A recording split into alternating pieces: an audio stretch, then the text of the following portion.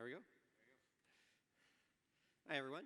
You might want to move close to the front, and the reason is the next guy is really good, so you're going to want to be close to his show, and it's going to fill in. So if you'd like to move close, that'd be great.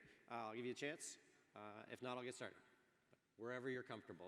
I would encourage you. He's been known to give away free things, involve the audience, and light things on fire, so you might want to be close or further away from the fire, but it's your choice.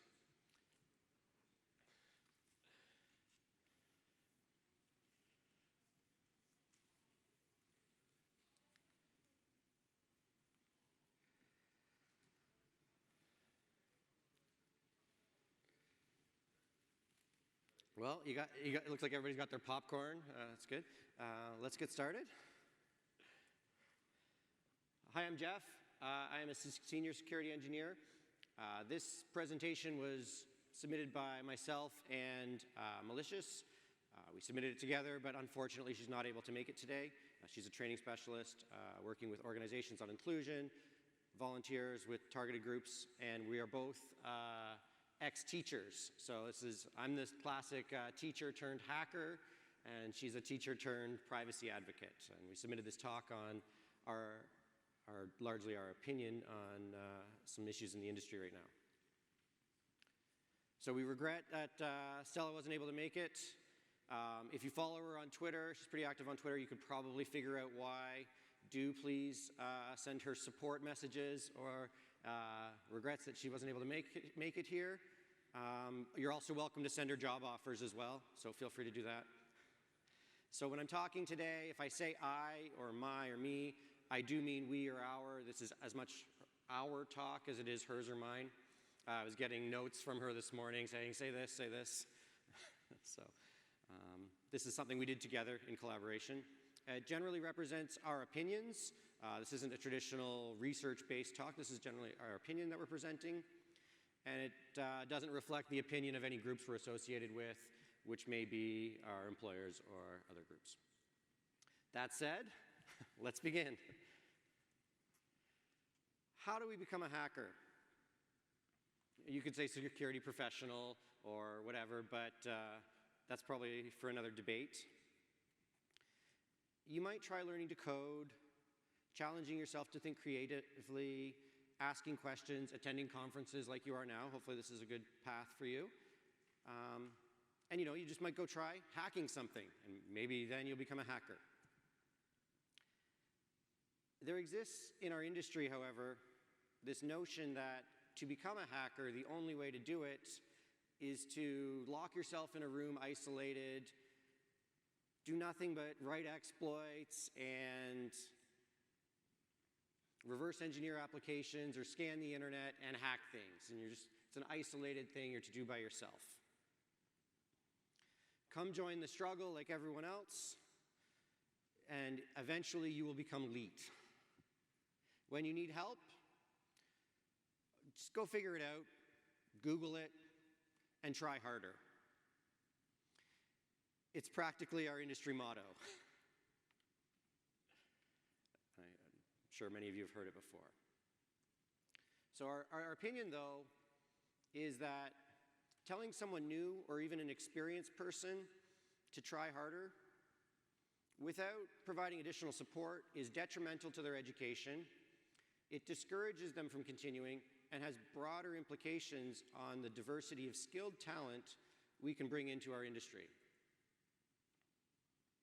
And I'll be addressing these points as part of the presentation. Most people don't learn something they've never done before by simply figuring it out. Some do, and that's great if that's you. Others, when they are not succeeding, don't continuously beat their heads against the wall until it just magically works. By very definition, that's insanity. Further still, these methodologies are quite possibly the most ineffective and inefficient way for someone to learn something. Just telling someone to go figure it out, there's got to be a quicker, better way to learn. There are also many types of learners. Depending which theory you subscribe to, there might be 4, 7, or 8 different learning styles that you might fall under. One such style is the Vark Model, which defines 4 learning styles: visual, auditory, reading, writing, and kinesthetic. Another is the Howard Gardner model, and depending on who you ask, it's 8 or 9. There's a little bit of a bonus one there. Defines 8 modalities of intelligence, things like musical rhythmic, visual spatial, verbal linguistic, logical mathematical, bodily kinesthetic, interpersonal, and intrapersonal, as well as naturalist. Without going into too much detail on each of these, if you were to reflect right now on your own learning styles, you could probably think of a few categories that reflect your more preferred or dominant way you'd like to learn. When we consider the population as a whole, we can accept that a diverse population would be comprised of many diverse types of learners.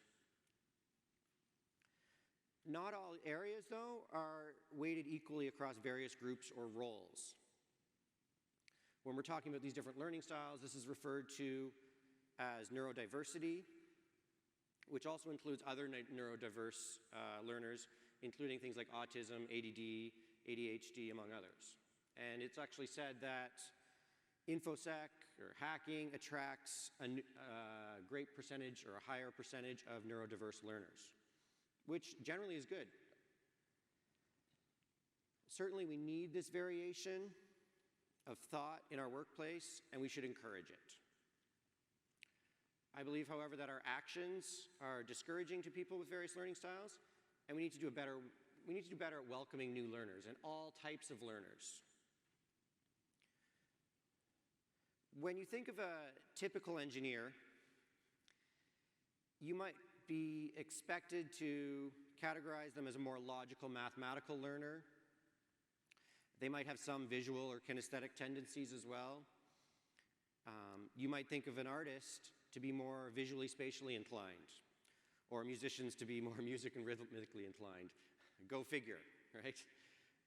It is true that people tend to gravitate towards roles or careers that play to their strengths.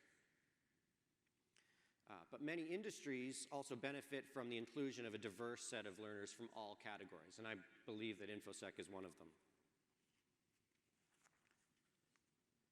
Now, I'd like you to consider what happens when you tell a new learner trying to tell something and trying to enter information security or trying to become a hacker to just Google it. Try harder and figure it out. Based on the learning styles I just told you about, what learning styles and modalities are you forcing on them? Definitely you're forcing like a reading, writing skill. You're requiring them to have that skill or be successful in that learning environment. Maybe if they're more visual, you could have said go to YouTube and YouTube it. In that case, you're replacing Google it with YouTube it. You are very quickly, though, excluding most auditory learners, and it would certainly be difficult for many kinesthetic learners to get started without strong skills in other areas. On the modality side of things, you're pretty much forcing people to be interpersonal. Go do it yourself. And that excludes a large percentage of the population. That intrapersonal person who just asked for your help immediately has a much steeper barrier to overcome. Some of the logical and visual learners might thrive in this area, but the rest are facing a more uphill battle. My point in this section is, when you tell someone to go figure it out, Google it or try harder, you are forcing them to either conform to a narrower set of learning styles or place additional barriers in place that may make it more difficult for them to be successful. It'd be detrimental and maybe even prohibitive.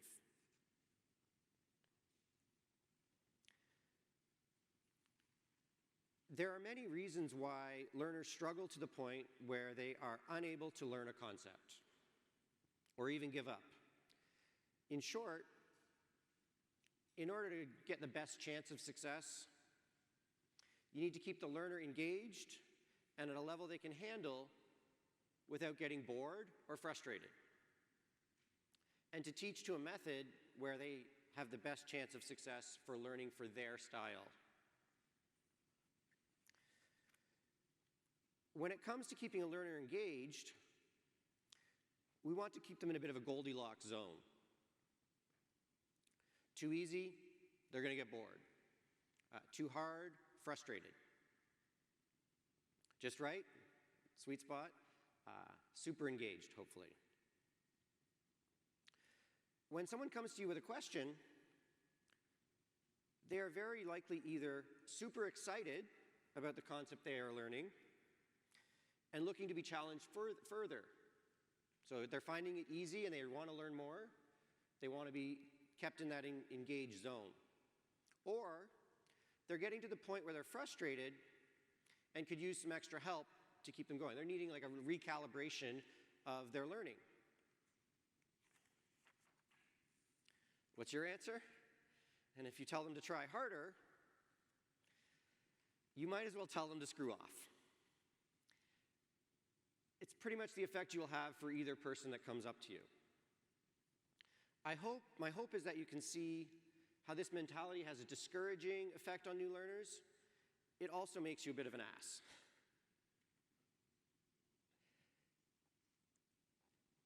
I believe that this mentality has broader implications to our community makeup, the types of problems we are able to solve, and our ability to have a positive impact on society. The result is our community is made up of a narrower set of learning styles. It is hard for us to overcome the stereotype of a loner hacker in a basement in a hoodie that everyone is afraid of, because many of us do resemble that stereotype, self-included. Maybe if we had more intrapersonal learners, I wouldn't have to tell people that I'm an ethical hacker and not someone who they should be afraid of. I haven't ever had to ask my doctor or lawyer if they're an ethical doctor, so I would prefer to just be called a hacker or a security professional and not have to tell somebody that I'm actually a good guy. You should just believe me. But we might be a long way off of that one. But maybe those interpersonal learners, if we welcomed more of them into our group, could help inform society of the positive ways we contribute. Or maybe they could help educate the public on our activities so that we don't get arrested for doing things they don't fully understand. I mean, we saw this last week. Our limits on including diverse learners from other groups prevents us from solving problems that we can't relate to. As a simple example, how many of you have ever seen an application and thought, geez, what idiot engineer designed this? It's completely unusable. That's ArcMap. If you ever tried to use it, you might find it difficult. You might certainly find it overwhelming for most people, even visual learners. Look at all those visuals. On the more severe side, though, are real-world complex security and privacy problems. It is difficult for many of us to fully understand the impact of security and privacy decisions if we can't relate to the threat model or the learning styles of the users whose lives we are impacting by these decisions. We are not encouraging empathy or developing it through our personal interactions. And one of my notes this morning I got from Stella was just scream empathy at them all day, and hopefully that'll translate into more caring in our industry. The result is we create a mob of people that think and act the same. In reality, it is the outliers we need to give a bigger voice to help overcome our weaknesses supporting other learners. I wanted to take a few minutes to cover some counterpoints that often come up when I try to argue why we shouldn't be saying try harder. There may be more, but I'd be happy to discuss and refine my position later over a beverage after this talk. I'm more than happy to speak with you further. The first counterpoint is, if we don't make hacking hard, it will lead to unqualified charlatans selling snake oil. And this, if you're not familiar, this was a booth at RSA last week where a company bought a booth to legitimately try and sell snake oil. And I think the counter argument was our product's not snake oil like everybody else at this booth, at this conference. That was the argument they were making. Regrettably, I don't think we'll ever squash the last charlatan in our industry. They'll always exist in industries where the general public have trouble understanding what's going on and what the concepts are. Whenever there's a clout of confusion, cryptocurrencies are full of them right now, and lots of scams are in existence. The reality is, InfoSec needs a lot more people. There's a massive shortage of skilled talent. I believe that bringing in more people to the community will make it harder for charlatans to exist, as there will be more qualified people to call bullshit and discourage their behavior. The second argument is InfoSec isn't an entry-level position. I hear this a lot. You also see this in job requirements, and it can be discouraging for new people to try and enter the field. Did you know that there's almost as many CISSP postings as there are qualified CISSPs? This is based on a 2015 study, but it's been continuing to grow in that rate since. I agree that security director, CISO, and many other positions are not entry level. But if not enough schools are teaching security and you don't hire fresh grads anyway, how else will someone learn? And how will they learn from someone else? It might be better to try and structure your organization in a way that allows for a certain percentage of new learners of various learning styles to participate. And it can work with your organization if entry-level roles as they grow their skills. I was doing a security assessment a couple months ago, and one of the members on the security team a few months earlier was actually one of the bank tellers, and now they're on the security team through the company's internal training system or process, the way they invest in people. And to do this, we really need to value training and professional development within an organization. It takes investing in your employees for long-term growth. Oh, so in a second. It is my hope that in the future you consider the implications of the words you use to encourage new learners. I hope that you consider the ways in which you support all types of learners to the InfoSec community, and I'll be using the remainder of this presentation to provide you with ways you can do that. But first, I thought it'd be fun if I taught somebody something on stage. Do I have a brave volunteer? Nobody's brave enough? Come on up.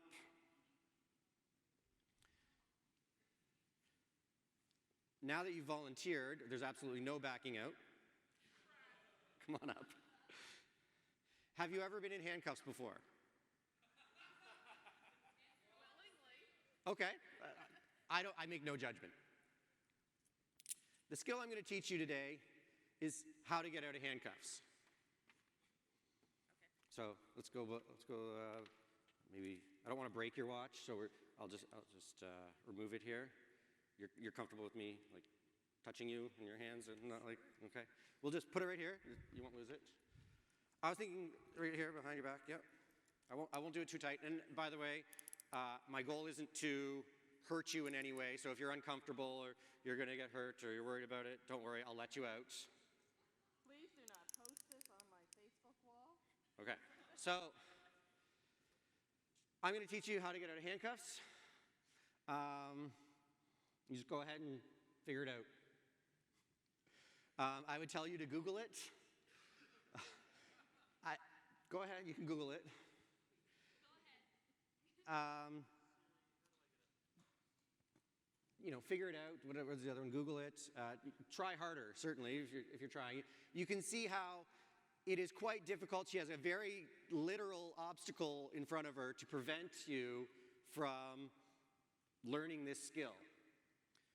And you've sort of dived into it to try to learn how to get out of handcuffs. And I'm a bit of a jerk of a teacher in this case. Now, the first thing I would have told you if I was going to teach you how to get out of handcuffs I'm actually not going to teach you. No, I figured. Okay. Afterwards, I'll take the time and take you through a full, proper lesson. We probably don't have time for that right now. But the first thing I would have taught you was, it's probably a lot easier to get out of handcuffs if you have them in front of you. And it's probably easier if your hands are in a different position than they might be right now. You might want to know where the tools available to you are. Maybe you need a lockpick, maybe you need a shim, maybe you need something else. But otherwise, you're stuck there. So I hope you can realize, like, just telling someone to try harder, if they don't have the skills and tools available to them, or it's not to their learning style, or they can't visualize it. Some people can figure this out. Others might be there for a while. I'm not going to put you to that test, but I wanted to give the point that when you tell someone to just try harder, you're not actually helping them. There is a very few number of people who use that as a motivating factor, but most don't. I think I have a key somewhere. That's okay. I think my instructor bought a lockpick earlier. Okay, well, I've got the actual key. If I can find the hole. Yeah. Oh, I dropped it. I think you're going to be there a little bit longer. Okay, so it seems like you have a little bit of experience and prior knowledge on this. That's like I said, no judgment. I'll let you try if you'd like to keep working on it, and afterwards, I promise I will take you through a full lesson if you want. There you go. Round of applause. No, I've challenged the next speaker to a gentleman's competition, but he hasn't accepted yet, so we'll see if he'll accept. Thank you. I didn't get your name? Mary. Thank you, Mary. Oh, and your watch. Oh, yes. Put these here in case we need them later. I mentioned that Stella and I are both ex-teachers, and we both share this experience as a story, so I thought I would share it with you. Most new high school teachers come to a really interesting realization early on in their careers. For many of them, they've always been in high-achieving academic courses.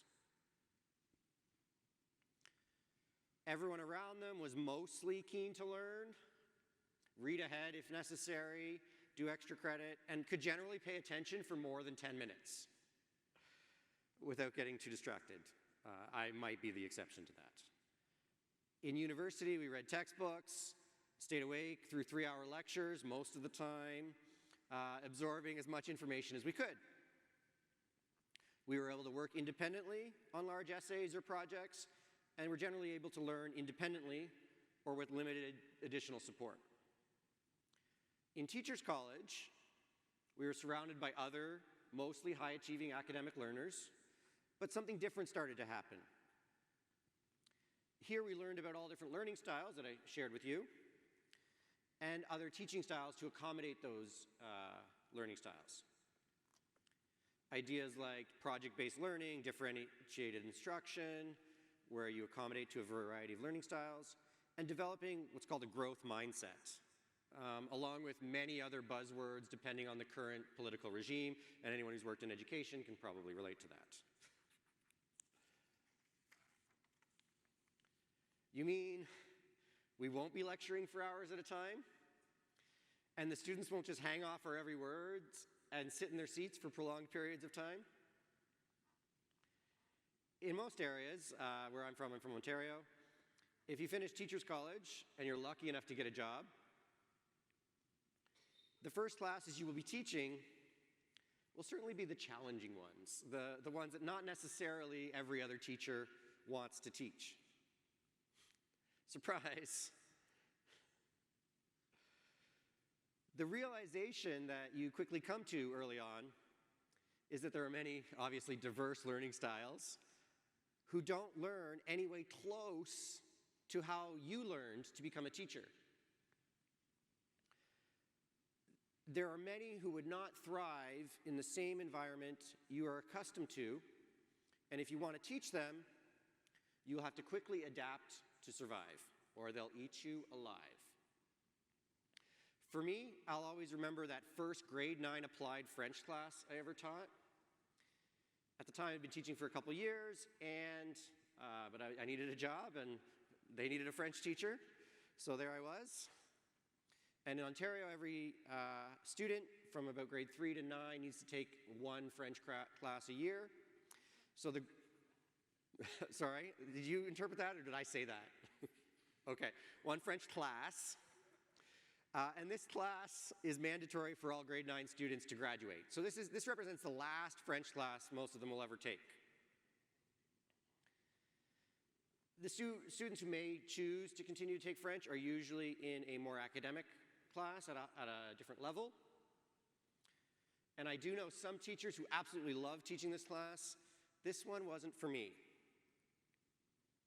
Just to give you a little bit of a picture, I didn't quite have that many students in the class, but at days it felt like that. My lesson for the day would often include no fewer than 10 short activities to work through at different times, because some students would chew through them so fast they'd be bored and need continuous work in front of them. Others would barely make it through 1 or 2 in a day. Getting them to listen for more than 5 minutes all at once, in their seats for 2 minutes even, was hard enough. Some students would finish, like I said, to get finished quick and get bored. Others need support and help and extra one-on-one time, which is a challenge to do when you have so many diverse learners. No, I don't advise that my students try to get drunk by licking hand sanitizer. Tide Pods weren't invented at the time. There was an interesting story where a grade 12 student was absent from their class the previous day and they had missed a test.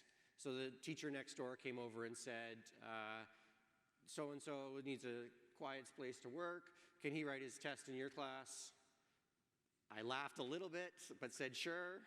By the end, they never wanted to return to that class again, because it was that same wide awakening that grade 12 academic student had never experienced a class like that either.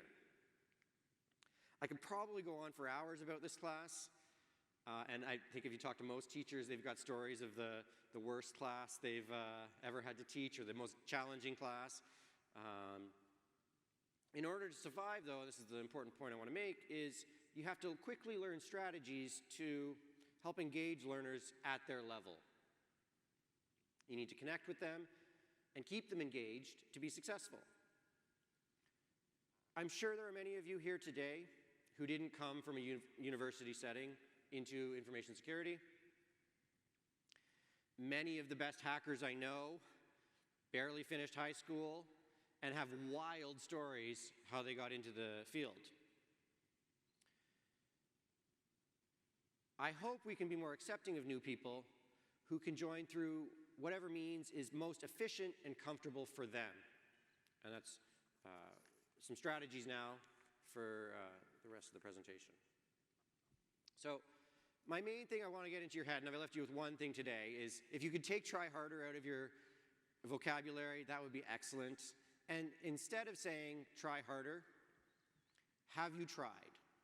And asking the learner, have you tried doing this thing? Have you tried doing it this way? Or try harder is fine if it's something you say to yourself to motivate it yourself. You try harder to understand why the learner is asking that question. Try harder to understand their challenges, and try harder to adapt to their learning styles to help accommodate for them so that they can be successful. There's this notion of metacognition and reflection, and there's different philosophies on it, but really you want to encourage a learner to think about their learning. Different education professionals have different philosophies. Reflection is a precursor to action.